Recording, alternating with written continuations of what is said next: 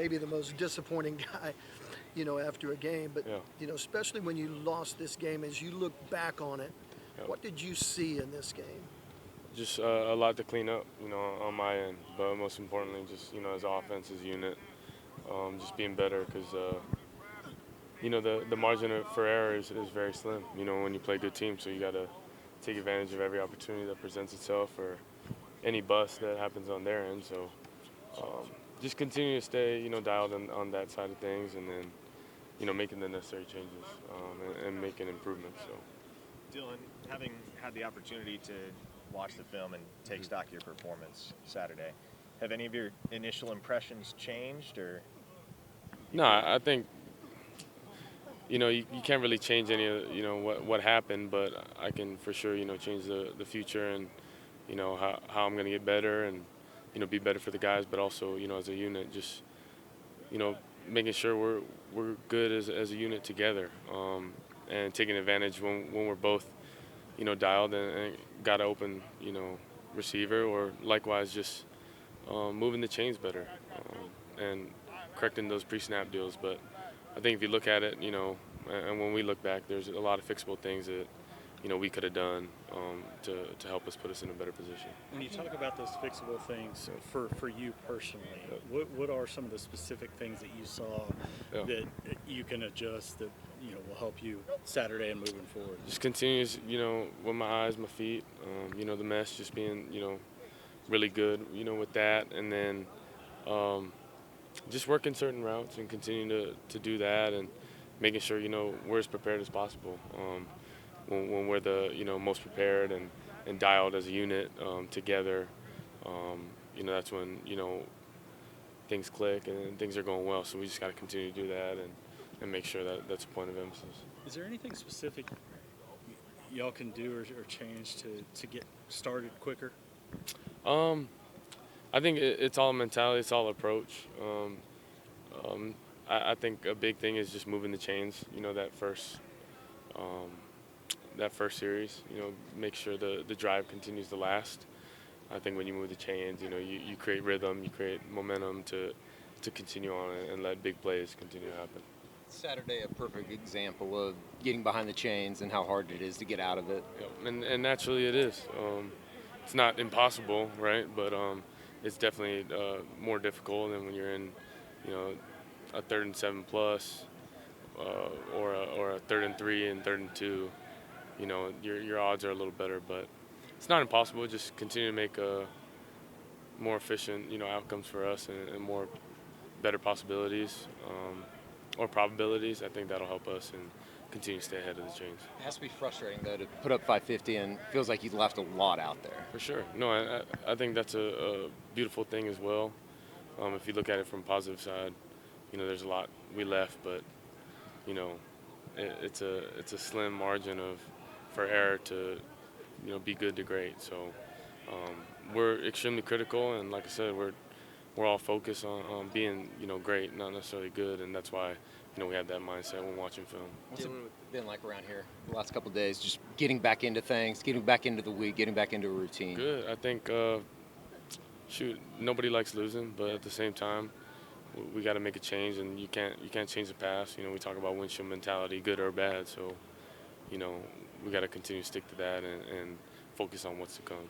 With the slow starts, what is it do you feel like that's held you guys back? It's been kind of the theme across 4 games. Man, there's 11 moving pieces, and we all got to click. So, it's just here and there. One piece of the puzzle is not, clicking. We got to make sure we're all working together and making sure it is clicking, because when it does, we're, like I said, a block away from a big chunk play or, potentially a touchdown. So, just making that a point of emphasis and making sure we do move the chains on that first to create rhythm and continue, moving at a fast pace and moving the chains. You spent more time in Levy's offense than anybody among this unit, which makes you kind of the authority on this matter. But there were plenty of folks that speculated that maybe the tempo had you guys moving too fast on Saturday. What's your perspective on that? No, I think, everyone's got a, thought of what's going on and stuff like that. But I wouldn't say that's a issue of going too fast. What's your thoughts on TCU? I think TCU is really good.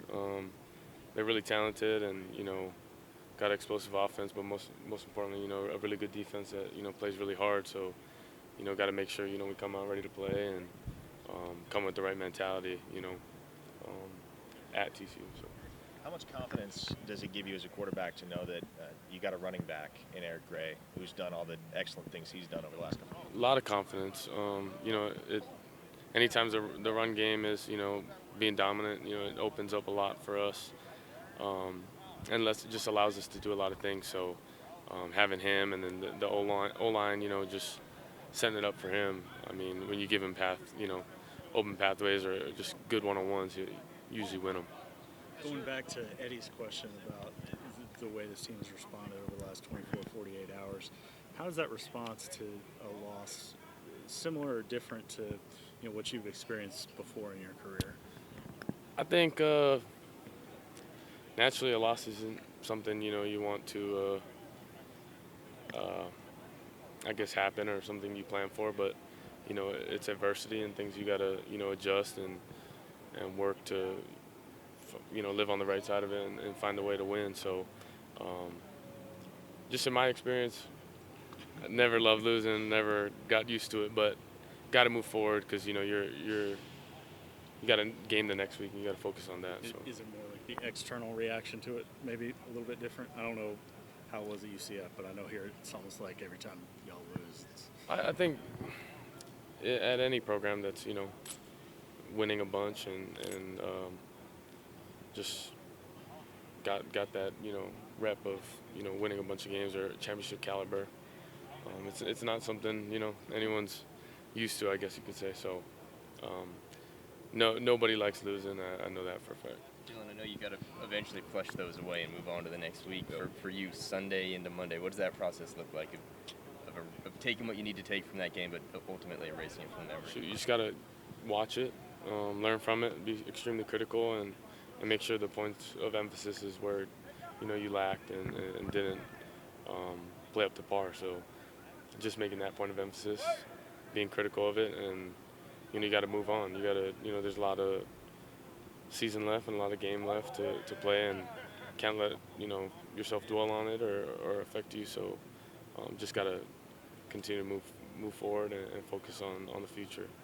Dillon, you've thrown so many good balls. I'm just curious about the one or two balls you're talking about you need to clean up. Yeah. Can you come back out here and you guys dial them up again and think of different ways to throw them or a different way that maybe you would have thrown it? Or how do you figure it out how to throw it next time? I think you look at the film, you kind of see how it could have played out differently. You kind of see it from a different perspective. Kind of instead of being behind center, just seeing the different views and yeah, you practice it out here, but also just talk through it, communicate through it, what I saw versus what coach saw and the receivers. So just making sure we get on the same page and kind of just figure our way through it by not only on the field, but most importantly communicating through it and finding a way to be better. Hey, Dillon, following up on Parker's question about Eric Gray, how important is his ability in the passing game? And we saw that play a big role on Saturday, been for this offense and will be for this offense moving forward. And what have you learned about him throughout the last couple of weeks that maybe you didn't know before? I think everything I really thought about EG is what I began to see, and it's something I always expected of him just because of how talented he is. But what I think is so unique about our offense is just being able to trust everyone and spread the ball around and in different ways, regardless of who you are.